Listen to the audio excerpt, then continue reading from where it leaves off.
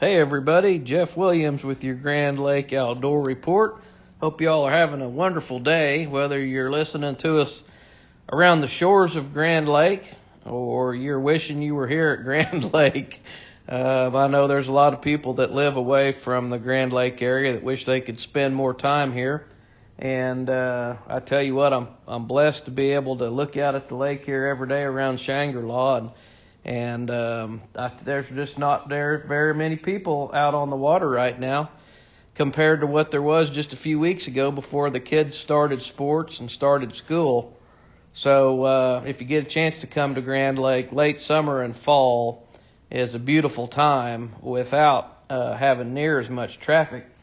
So anyway, I just thought I would let you know that we'll be talking a little bit about some of the upcoming hunting stuff that we have around Grand Lake too. You know, dove season always starts around the 1st of September, and we got archery season in Oklahoma starting for deer around the 1st of October. And I know there's a lot of people out looking for doves, and I know there's a lot of people out looking for their trail cameras right now and putting out salt and mineral and things to deer attractants and corn to get pictures of all the big bucks and all the deer that they have on their property. So, you know, we're blessed here in the Grand Lake area to have lots of fish to catch, lots of ducks to shoot at, and doves, and lots of deer to chase around everywhere. So it's a really game-rich area. I think that the fishing is a little bit tougher this week for whatever reason, and it might just be due to the heat here. All of a sudden, we've had a little bit of warm weather come in, and a lot of times in August and September, when you get some warm weather moving in, like what we've had the last few days, the fishing can just get kind of tough. The fish kind of get lethargic, and I think this time of year, a lot of these fish are waiting for that water to start cool off. They're waiting for Mother Nature to signal to them, whether it be the length of the day or the water temperature, that, hey, you guys need to get started feeding, and you know, summer is coming to an end, winter's quickly approaching, and typically by the time we get to mid-September, we start seeing a little bit of cooler weather, and that really triggers a nice bite for lots of different species that we have here on Grand Lake. And when we get these warm fronts, and especially this hot, warm, humid, sunny weather like we've had the last couple days, it with no wind, it can just be kind of tough fishing. So I'm expecting the fishing to be better this weekend.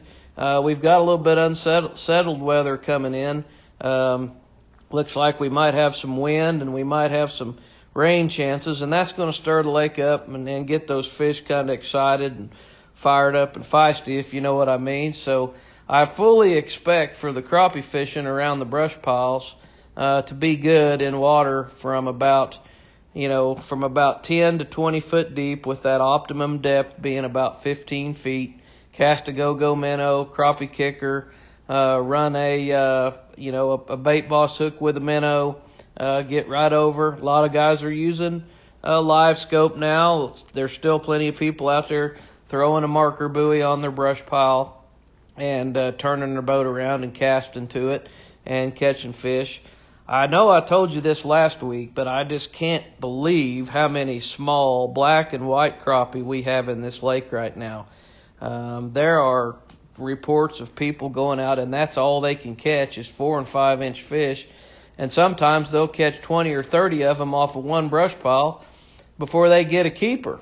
So I am super excited about the fishery that we have here at Grand Lake, and if you're excited about crappie, you love seeing those small fish as well.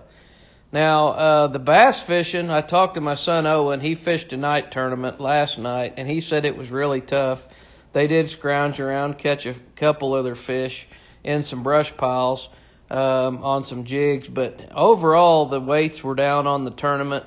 The fishing was just not very good from what I understand, and again, I think it falls into that hot, no wind, late summer pattern that can make fishing tough here at the lake. I'm seeing guys snagging spoonbill. Zach and Tommy were a couple guides here on the lake.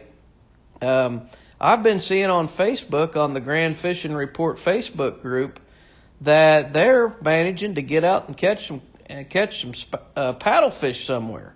So I don't know what those guys are doing, but they're doing something right, and they've really had some nice looking fish here this week. And so I guess that they're figuring out a way to target these fish in the late summer type of pattern, and which is a wonderful thing, because we've got lots of paddlefish here at Grand Lake, and we've got lots of people that love to come from all over the country to try to catch one of those. So I'm not sure how they're doing it, but I am seeing pictures of people catching paddlefish.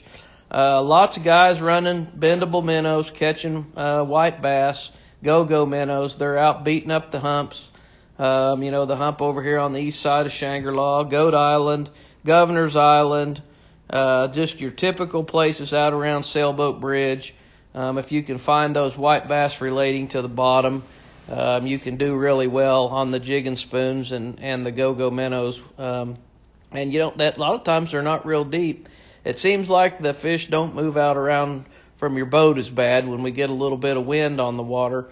And these old still days, these dog days of summer, as my grandma used to say, those fish feel every vibration when you're in your boat, and they can be kind of tough.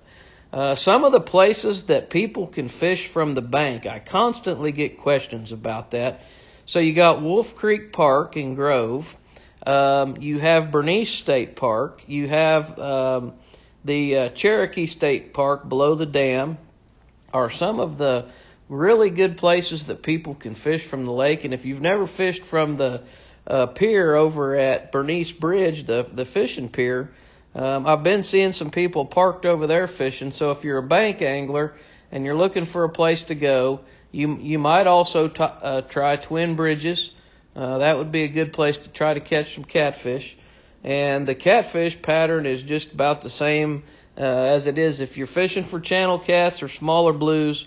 Try your fiber nuggets, your manufactured bait. You might want to get up in the Neosho River, somewhere between Miami and Twin Bridges, or up in Spring River where there's a little current, or up in Elk River where there's a little current.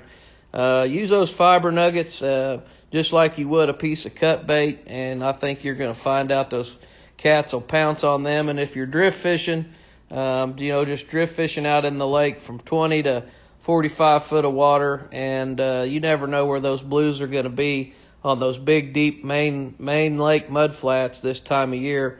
But that would be my suggestion. And again, somewhere around Shangri-La, the mouth of Honey Creek, over around Sailboat Bridge, are all good locations to try to drift fish and catch some blue cats.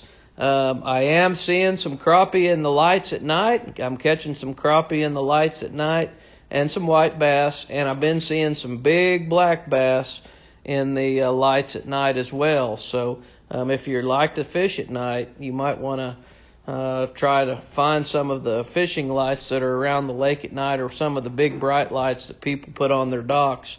I think they're congregating a lot of bait fish right now, and they can be a great area, and that's one way to beat the heat. Hey, I'm Jeff with the Grand Lake Fishing Report. You can hear this report on the Old Outdoors with Old Pops YouTube channel. You can hear it at KGVE. You can hear it at grandfishingreport.com, Facebook group, grandfishingreport.com website, and several other places. I hope you have a great weekend, and we'll see you soon.